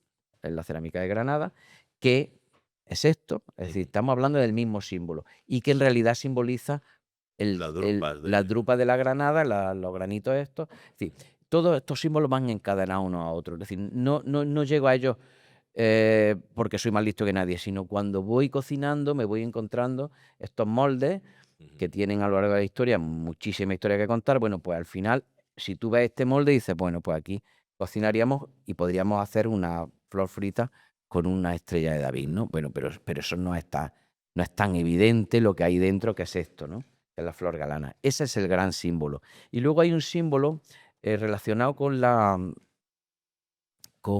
lo que a mí me ha parecido más sorprendente, que ya te digo que esa flor galana y esas flores fritas Ujú. fueron espectaculares, pero quizás de todo lo que he investigado, de las 200 y pico recetas que puedo haber encima de la mesa, para mí esta es la receta que le tengo más cariño. Ujú. ¿Por qué? Porque esta la averigüé porque hubo una receta, y no solo lo digo yo, lo decía un rabino, escribió un libro, el rabino, de cocina, que en realidad no, el rabino no cocinó nunca. Lo que hacía era, pues, transcribir lo que las mujeres le preguntarían a las mujeres: "Oye, ¿cómo hacéis esto?". Y él lo transcribía y tal. Y el rabino se le debió olvidar una línea. Y entonces yo seguía la receta y eso no salía. No salía y no salía y no salía. Bueno, es esta, la oreja de Amán. Ujú. Amán es el malvado, dentro de las religiones, todas las religiones tienen un malvado. Ujú. Pues este sería el malvado para los judíos, Amán, que tiene su propia fiesta, que es Purim, donde la heroína es una mujer, la reina Esther, y ese malvado es este Amán. Bueno, pues estas son las orejas de Amán, para que se vea un poco cómo la gastronomía hace de herramienta pedagógica. Estas orejas de Amán, que el rabino decía cómo se hacían, no salía. Yo la seguía porque faltaba una línea, Ujú. pero al final daba la pista. Dice, y cuando se fríen, aparecen en la forma de oreja. Ujú. Y yo la hacía y nada, y nada, y nada. Bueno, le di tantas vueltas hasta que de casualidad freí y mira lo que salió. Una verdadera oreja. Sí. Es decir, aquí estamos una vez más en ese lenguaje propio de las mujeres que crean para contar la historia a sus generaciones, para contar la historia de su religión, de su pueblo, de sus diásporas, Ujú. porque las diásporas cuentan mucho de las personas. Es decir, tú comes de una forma porque has estado en México, has vivido en Chile, has vivido tal, y tú Ujú. introduces tu forma de comer en tu casa de una forma diferente. Yo tengo otra y cada uno configura una diáspora, en este caso una porque uno quiere y otra Elegidas. porque Ujú. elegida. Ujú. Bueno, pues eso configura. Y esa para mí es la receta más interesante porque la rescaté. Es decir, estaba escrita por un rabino, pero yo la rescaté. Ujú. Nadie, cuando yo le digo a la gente, a las mujeres, ¿alguien ha hecho oreja de Amán? Todo el mundo levanta la mano. Entonces digo, esto no, y enseño las que ellas creen que son la oreja de Amán. Estas no, y todo el mundo, sí. Digo, vale. Pues mira esta. ¿Y qué les parece esta? ¿Cuál parece más una oreja? Y cuando ven esta, dice, esa parece más. Entonces ya saco el rabino Stenberg, porque si lo dice Javier Zafra, pues bueno, pero si lo dice un rabino que algo sabrá de su propia religión, pues Más peso tiene. más peso. Sí, sí, sí. Y bueno, ¿y hay algún postre que sea heredera de esa oreja de Amán que tengamos por aquí en la península ibérica? Claro, bueno, la oreja de Amán en los tres credos están. Están las orejas de Abad Mm. para los cristianos, las orejas de juez para los musulmanes y la oreja de Amán para los judíos.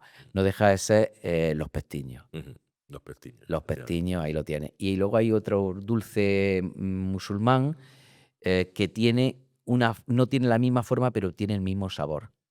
Ujú. Fíjate, con respecto a ese dulce, hay uno que me gusta muchísimo, muchísimo, y que ilustra la narración de lo que cuento de los símbolos, por ejemplo, que son las filluelas.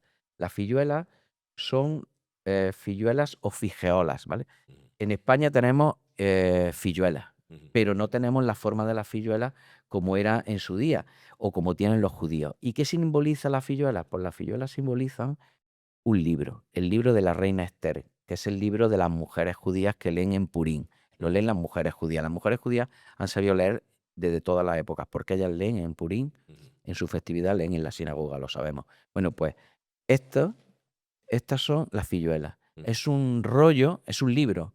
Pero ¿cómo eran los libros antes? Eran Sí, pergaminos, eran rollos. enrollado así. Ujú. Lo curioso de este dulce es que aparece, en España no lo tenemos el nombre, pero no tenemos la forma, pero ya te vas a Portugal, las filoas enroladas, te vas a Túnez, las de Blas, las fageolas en Marruecos, las burbusellas georgianas en Georgia. Es decir, los judíos, las mujeres judías, cuando crean algo, se lo cuentan una a otra. Ujú. Esta sería de lo que yo digo siempre, la receta de la cuñá. Oye, qué bonito esto, pues lo voy a copiar. Y al final queda en todas las tradiciones judías y se va pasando oralmente. Oye, ¿y puede ser comer un acto político? Bueno, tratándose de los judíos, hay tres conversaciones que se encadenan: la religión, la política y la gastronomía. Ujú. Con lo cual, para una mesa judía, la política está encima de la mesa. Concepto político no tanto presentista, Ujú. sino el gobierno de yo haría esto así, ¿no? Eso lo tenemos todos. Así que es un acto político, por supuesto, y un acto de reafirmación Ujú. a lo largo de toda la historia. Aquí el presentismo, y más en el momento que estamos viviendo con el mundo judío, el presentismo es muy peligroso, porque si lo mismo con respecto a los judíos nos fuéramos a 1945, ya pensaríamos otra cosa. Y si nos fuésemos al siglo XVII, pensaríamos otra. Es decir, el mundo judío, la política está muy presente. De hecho, los judíos son muy políticos porque su posición económica y su posición más que económica, su posición en sus profesiones le han hecho saber mucho. Ellos eran trujumán, es decir, eran intérpretes. Durante la formación de los reinos cristianos, los judíos son los intérpretes. En las negociaciones de los rescates, que era una forma de financiarse las culturas, ellos eran los que estaban en medio, los que hacían los tratos.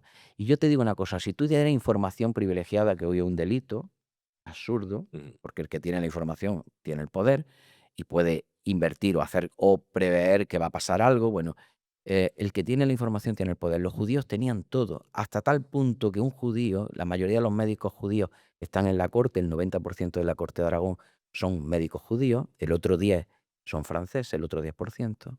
Dice franceses, no sabemos si también judíos. Lo que está claro es que el médico judío sabe cuándo se va a morir el rey, porque lo ve amarillo limón, y dice, este le queda 3 días, o le queda una semana.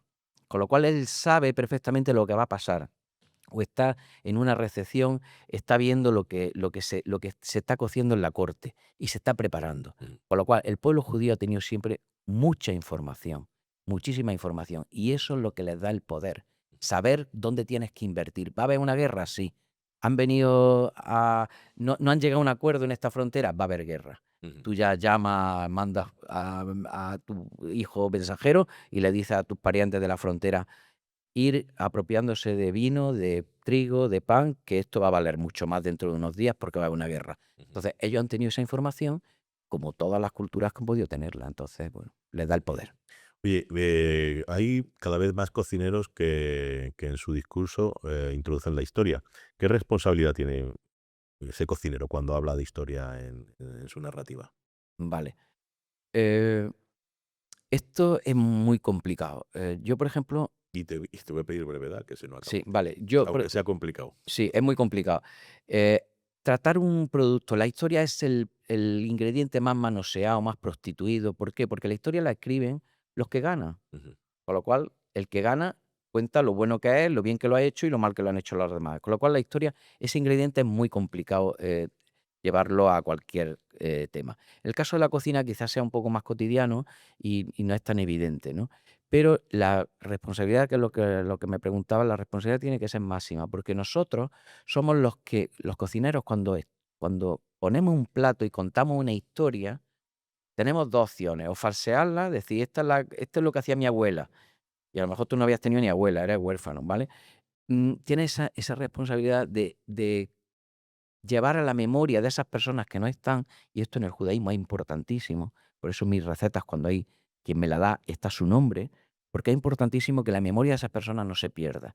En el caso de la historia igual, la responsabilidad está cuando uno escribe algo, en que sea, por lo menos en el momento en el que lo escribe, lo más fiel posible. Luego hay libros que envejecen muy mal y hay libros que envejecen muy bien. Yo, sinceramente, estos son muy jóvenes, son libros que tienen 7 años, este 7, este 5, este 3, este 1.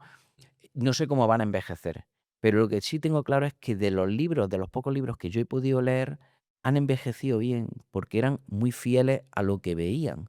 Ujú. Claro, la ciencia de la arqueología ha ido cambiando, es decir, los métodos científicos de la investigación sobre la arqueología y sobre las piezas arqueológicas han ido cambiando, con lo cual también yo, sobre todo en el asunto de la cronología de los alimentos, es donde tengo más dudas. Pero bueno, bendita sea la duda, me dijo el otro día un judío. Me dijo, es que sin duda la humanidad no hubiera avanzado. Sin Entiendo. duda. Ujú. Oye, ¿y nos tomamos la gastronomía demasiado en serio? Bueno, el Producto Interior Bruto de España es para tomárselo en serio. Lo que pasa que, ¿qué seriedad? ¿Hacia dónde es la seriedad? ¿Hacia el comensal? ¿Hacia nuestros trabajadores que trabajan? Yo, cuando empecé en hostelería, trabajaba 17 horas. Ujú. Hoy, vamos, meterían en la cárcel al empresario. Entonces, ¿dónde está la responsabilidad? O sea, en serio no lo tenemos que tomar, pero esa seriedad, ¿hacia qué? Hacia el comensal, hacia el producto. Aquí muchos se ponen muy divinos. Ujú. Hay que respetar el producto, hay que respetar el producto. Bueno, el producto y a quien lo comercializa, ¿no? Pues si tú vas a pagar la berenjena, estaba en la lonja hace poco a 0,8, Ujú. a 0,8 céntimos la berenjena, por Dios. Eso también hay que tomarse con seriedad. Es decir, los productores tienen que tener sus márgenes, porque eso revierte en sus trabajadores para que vivan un poco mejor y sueldos más dignos. Y al final, pues no solo cocinar una berenjena bien, esa responsabilidad con el producto, sino con quien produce. Los pescados, por Dios. Los pescadores, si la gente que no se mete, tú vete al malecón, bueno, yo le digo al malecón aquí, al espigón, vete al espigón a las 12 de la noche, un día que no haya luna, y mira al mar, y me dice si las sardinas son baratas o si las caballas son baratas o caras. Es que los que nos hemos acercado al trabajo de los pescadores sabemos lo que es, ¿eh? Un Qué riesgo, duro, qué un duro. miedo. Yo hice la mili en la marina, ¿eh? Mm. Yo he visto el mar de noche y picado. Pero cuando yo veo el espigón y digo, madre mía, esta gente para mañana no hay pescado. Y tú vas a la lonja y hay pescado, dices, "Pa, barato me parece". Sin desmerecer la ganadería, ¿no? Que tú estás aquí viéndola, sin desmerecer eso, que tiene también sus riesgos. Bueno, Los pescadores, agricultura, ganadería y pesca, pero es verdad que cuando conoces el trabajo de los pescadores, sobre todo de algunos tipos de... Porque, mira, yo sí, con lo que he aprendido de los pescadores, si yo volviera atrás, igual me hacía pescador, pero de pesca artesanal. ujú, Pero en pesca de cerco, en pesca de arrastre, ni loco. eso es, bueno, yo cuando veo esos programas de Terranova y tú dices, madre mía, si está el mar, si eso está picadísimo, claro, luego pasa lo que pasa, ¿sabes? Por eso yo te digo que el pescado, hay cosas muy baratas, Ujú. entre ellas el pescado. Los libros, por ejemplo, que es otra forma de mercancía. Tú dime a mí un libro, Curro, Buen libro. un buen libro, si no es barato. Yo cuando los restaurantes en los que hago formación o en paradores de España, cuando les digo, si es que un libro vale 25 euros, pero tú sabes los años que me ha llevado a mí escribir ese libro Mm. y lo útil que te va a ser, porque tú aquí tienes tu historia, tu receta, tu narrativa para la sala, es decir, hay libros que son muy rentables. Tú y yo que somos asiduos y de papel, Mm. dices, madre mía, este libro es una joya. Y luego hay libros trampa que te llevan hacia sitios que dices, hay uno que me Sí. encanta, el de la cocina de Da Vinci. Ah, que es el gran fake. El, Es maravilloso. claro, y todo el mundo habla, pero además es que como hay muchos, Sí, sí, sí, muchísimos sí. gastrónomos de, hoy la cocina de Da Vinci, pero si es mentira, si eso lo escribió un tipo que se quedó con todo Cristo. Además es maravilloso porque a mí me lo regalaron hace ya muchos años y cuando empecé a leerlo, yo tardé muchos años en saber que era un fake, pero había algo que me echaba para atrás, era como o sea, Era demasiado bonito para ser verdad. y ojo, y a veces se prestaba al humor, o sea, había cosas que si la leías con cierta mirada decías, ¿esto es cachondeo Sí, sí. o qué es? Entonces, es verdad que lo consultaba, pero no me puse hasta que de repente dices, esto es un fake, Sí. nos han tomado el pelo. Y me encanta que nos hagan esas cosas. Sí, sí, sí, porque además es que hay gente que ha hecho jornadas gastronómicas de la cocina de Da Vinci. Sí, Claro, como de Da Vinci hay de todo, pues dijeron, pues bueno, también le dará a la claro, pero es cocina. que hay algunos supuestos inventos de Da Vinci en relación a la cocina en ese libro, que es maravilloso. O sea, como obra de humor, es un libro maravilloso. Tengo un amigo que no voy a decir el nombre, ginecólogo, que me dijo, voy a escribir yo, hablando de todo esto, ¿no? Del cachondeo y tal. Dice, yo voy a escribir el tratado de ginecología de Da Vinci. Dice, y lo voy a llevar hasta el extremo de utilizar la ecografía y tal. Que creó la ecografía. Digo, pues lo puede hacer y se lo va a tragar el 90% de la gente, porque hoy día todo lo que está en internet, la gente piensa que es verdad. Mm. O sea, es que somos muy, muy Bueno, crédulos. mira, con eso, fíjate, yo que soy muy de los libros y soy muy desconfiado de Internet y además, como leo, soy consciente de todo lo que está en los libros que todavía no está en Internet, de todo lo que se puede sacar todavía. Pero también te digo que los libros, con esto de cuanto uno más sabe, más se va dando cuenta de que los libros tampoco son una fuente fiable siempre. Y te voy a poner dos ejemplos de libros de referencia en gastronomía. La Fundación del Bulli, que está haciendo librazos que son la hostia, de esos que hay que abrir, que a mí me gustaría tenerlos todos, pues tampoco se libran del error. Hay uno que es el Sapiens del tomate, que es el método del método Sapiens aplicado al tomate. Es un libraco de 1000 páginas, interesantísimo. Pues hay un momento en el que ahí se dice que la berenjena vino de América. Error brutal, pero ahí está, en un libro que es conocimiento a saco sobre un producto que es el tomate. Pero bueno, ahí hacen alguna referencia a otros productos que vinieron de América y se les cuela por error la berenjena. O Modernist Cuisine, 500 pavos, los 6 tomos, que vale. Que se dice pronto, 500 pavos. Pues hay, hay varios errores en fotografías, fuera de lugar, pierde fotos equivocados. Tal. No se libra nadie de la errata. ¿Tú te has librado de la errata? No, yo cometí un error. Y voy a decirlo, ¿cuál es? Venga, Hay un pescado en el primer libro, en Sabores de Sefarad, hasta 1492, que lo introduzco, que es el bacalao. Y yo pongo bacalao ahí. el bacalao posterior. Y el bacalao no es que sea posterior, es que las grandes industrias del bacalao ya vinieron después porque necesitaban meterse en mar adentro para traérselo en aguas muy frías y era complicado que hubiera pescado bacalao aquí, que lo pudo haber, ¿eh? Porque siempre se puede colar alguno que en una red, ya sabe el mar y más en esa época. Pero para mí eso sería un anacronismo gastronómico. Y yo lo meto. Sin embargo, por ejemplo, Aquí en Mozárabes no cometo ese error. ¿Por qué? Porque ahí me la cojo con papel de fumar. Ujú. ¿Qué pongo? Lo que teníamos, trucha, salmones y sardinas. Ujú. Eso es lo bonito, caballa, lo que podríamos tener en el Mediterráneo sin grande aventura. Por ejemplo, el salmón, aquí había salmones, Sí, sí, sí. incluso esturiones, pero claro, Hasta hace relativamente poco. hasta hace poco, es decir, bueno, en el Las presas, Guadalquivir. las presas. Pero ¿qué pasa? Que, claro, yo poner una receta de esturión es absurdo porque hoy día, bueno, te podía a Río Frío a comprar esturión. Pero bueno, no, he hecho libros también que se puedan llevar a mis compañeros de la cocina, que los puedan llevar y que no se compliquen mucho Ujú. la vida dentro de la complejidad. Hay nivel 1, 2 y nivel estratosférico, como por ejemplo los garum o los almorí, que son unos saborizantes muy potentes, que ahí sí que te la juegas. Muy bien, pues vamos a llegar al final. Una última pregunta breve y te voy a preguntar también por la pregunta que hago siempre para cerrar a todo el mundo. Pero antes, ¿cuál es el ingrediente que nunca falta en tu cocina? Bueno, O los ingredientes. los ingredientes, sí, depende de la temporada. O sea, el transversal sería el aceite de oliva, sin lugar a dudas. Lo tengo como en prácticamente todos mis platos llevan. eh, en mozárabes también, porque ellos cocinan con las tres grasas, mantequilla, aceite de oliva y manteca. Y ese sería el transversal. Y luego tengo por temporada, en verano, pimientos, tomates, pepinos. Ahora el albaricoque, que me encanta. O la higuera, los higos, los brevas. Entonces, dependiendo de cada temporada, pues tengo ese fetiche con algún Algún ingrediente. producto. Pero el transversal, como buen jienense, el aceite de aceite de oliva. oliva. A ver si alguna cooperativa de aceite de oliva algún día me sponsoriza. Pues yo voy por el mundo. La última vez, madre mía, va a entrar en Estados Unidos. Yo digo, una de estas no entro. Toda la, toda la maleta llena de botellas de aceite de oliva. Digo, esto va a cantar y no llego a la conferencia. Bueno, pues me dejaron pasar con el aceite de oliva. O sea que yo llevo aceite de oliva por el mundo, por donde voy.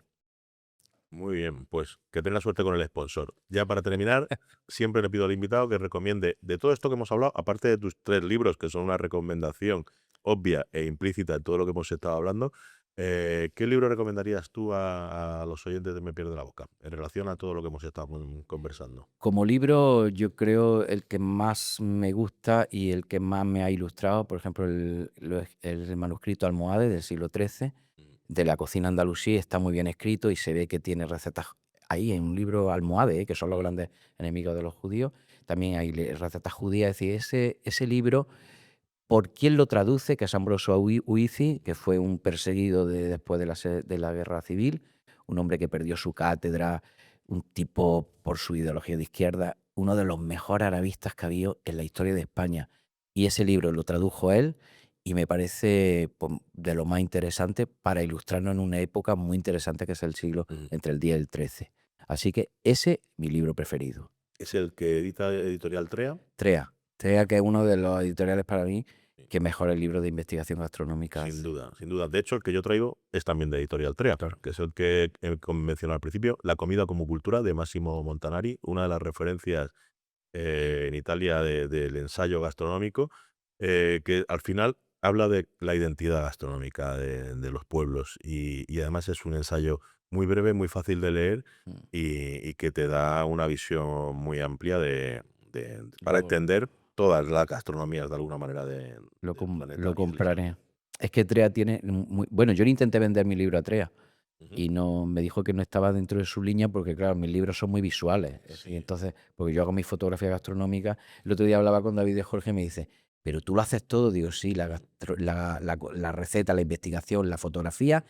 Dice: "Pero el estilismo no lo hace". Digo: "¿Cómo que no? Que estoy rodeado de alfareros, pues yo cojo, me voy a mi vitrina de museo, me hago mi fotografía y desde ahí lo mando directamente desde la vitrina del museo a mi alfarero de confianza, Ujú. que es Néstor de Saediles, de Zaragoza, y en Úbeda, porque vivo en Úbeda y vivo en el barrio de los alfareros. Ahí tengo a los Góngora, a los Góngora, que en general son muy buenos alfareros, y como los tengo enfrente, pues les puedo dar la brasa. Así que Bueno, los disfruto, lo tengo claro que tus libros valen mucho más de lo que cuestan.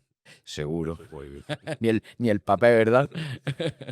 Pues Javi, muchísimas gracias por haberte venido hasta el estudio a grabar Me Pierde la Boca. Ha sido un placer. Un placer también venir y de verdad, yo auguro que tú eres un tipo serio, por eso me pego 500 kilómetros, por amistad y porque eres un tipo serio que hace las cosas bien. Y eso hoy día es muy difícil en tu profesión que le pasa como a la historia, que tan prostituida ha quedado. Me iría mucho mejor siendo un mamarracho, pero es que a esta altura no voy a cambiar. Nada, a esta altura ya con canas tiene que hacer uno lo que le gusta. Es tu Ikigai, o sea, tu profesión es como la mía, Ikigai, es decir, nuestra forma de vivir. Así que, de verdad, muchísimas gracias por invitarme y ha sido un placer de lo bueno. Igualmente, vámonos a comer. Vámonos.